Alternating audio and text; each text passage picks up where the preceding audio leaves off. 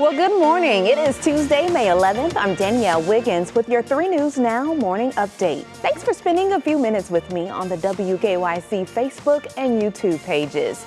Let's take a look outside because we want you to see WKYC studios. And what you are looking at right now is our weather Doppler.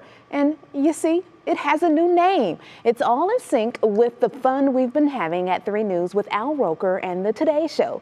More on that in just a moment, but we start with a check of your forecast with Holly. Thank you so much, Danielle. And as we look ahead to the remainder of this afternoon, we're seeing sunshine, still trending cool, and we can't rule out a shower. So we have those little pop-ups. Again, it would be short-lived, but it could very well have a little sprinkle.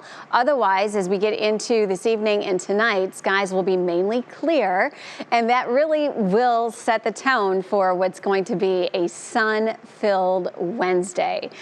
Still below normal as far as our numbers go, but look at this. We are looking absolutely beautiful as we head into tomorrow afternoon from a sunshine standpoint. Now we just need to get these numbers to warm up, and it will happen eventually.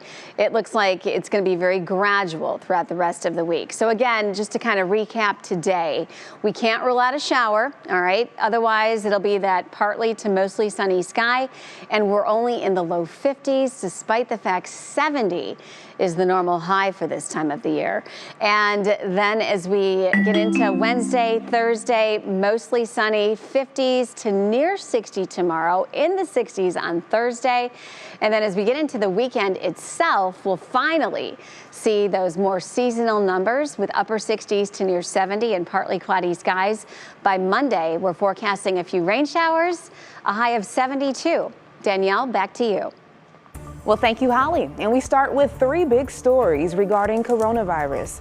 The Wolstein Center is giving out the Johnson & Johnson shot today, but we're also following a hesitancy in getting the vaccine. But we start with the news that Pfizer is ready to give vaccines to adolescents after FDA approval. Pfizer announced that data from a phase 3 trial showed the vaccine was 100% effective in preventing COVID-19 in adolescents. Now, that happened last March. Here in Ohio, the shot could be ready for 12 to 15-year-olds by tomorrow, according to Governor Mike DeWine. And over to the Wolstein Center now, where the Johnson & Johnson shot will be given out starting this morning.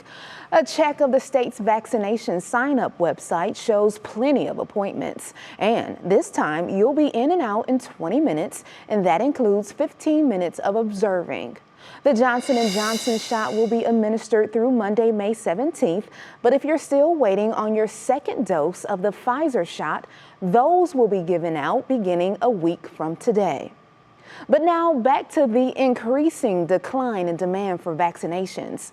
If we look ahead to next week at the Wolstein Center, we're only seeing 250 appointments scheduled, a big drop from what we've seen over the last several months. At one point, the Wolstein Center was seeing about 6,000 appointments a day. This, as a new survey finds nearly a third of Black and Hispanic Ohioans have no interest in getting the vaccine. We have seen a significant drop or plateauing of the demand for people coming in to get their vaccines. The drop-off started 2 weeks ago. The Wolstein Center isn't using the large operational floor as of now because they just don't need it yet. And major changes are also ahead for anyone collecting jobless benefits. The state's requirements to collect unemployment are changing in just 2 weeks. Governor DeWine says now everyone is able to be vaccinated and therefore safely return to work. So starting May 23rd, out-of-work Ohioans must be actively searching for a job to collect. And new right now, the New York Times is reporting that L Brands, the parent company of Victoria's Secret, plans to spin off the lingerie chain instead of sell it. The company said last year it was considering separating Victoria's Secret from the rest of its business. But sources say L Brands has decided to split itself into 2 independently, publicly listed companies, Victoria's Secret and Bath & Body Works. The deal is expected to close in August. Okay, let's get to 3 things to know going on around Northeast Ohio. The request to re-examine Tamir Rice's case is officially submitted. Cleveland City Council passed a resolution yesterday formally asking President Biden's Department of Justice to reopen its investigation into the death of Tamir Rice. A Cleveland police officer shot and killed Rice in 2014. The Trump administration closed the federal investigation in December.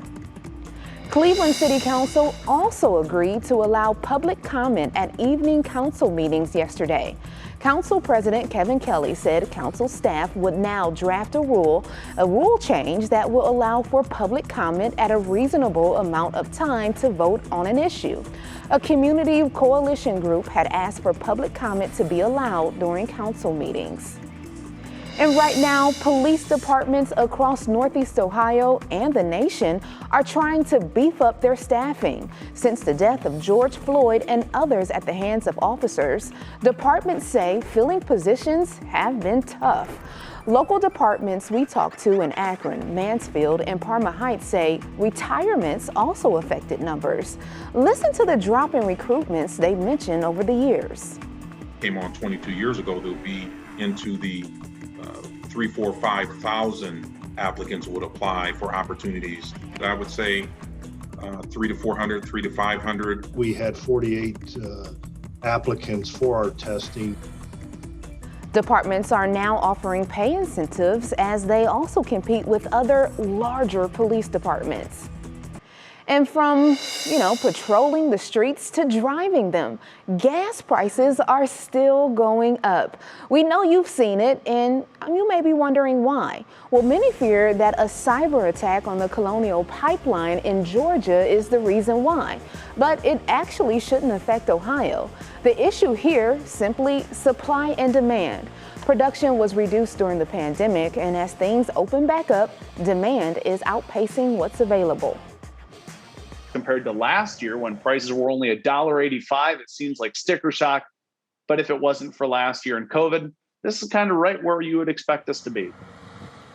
But prices could continue to rise before leveling off as the economy continues its recovery. In fact, watch the pump.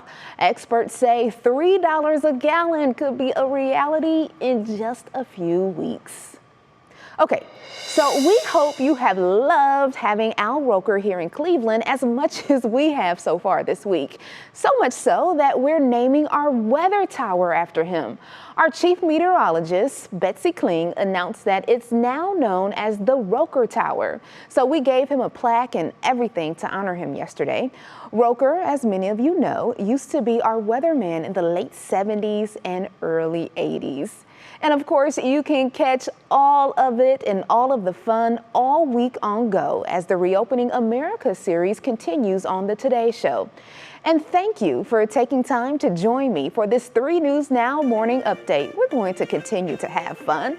Our digital team will continue to bring you the stories making headlines around Northeast Ohio and the world. Make sure you continue to check our social media pages and WKYC.com throughout the day. I'm Danielle Wiggins, and I'll see you tomorrow morning on Go, starting at 4:30 a.m. Have a great day, everybody.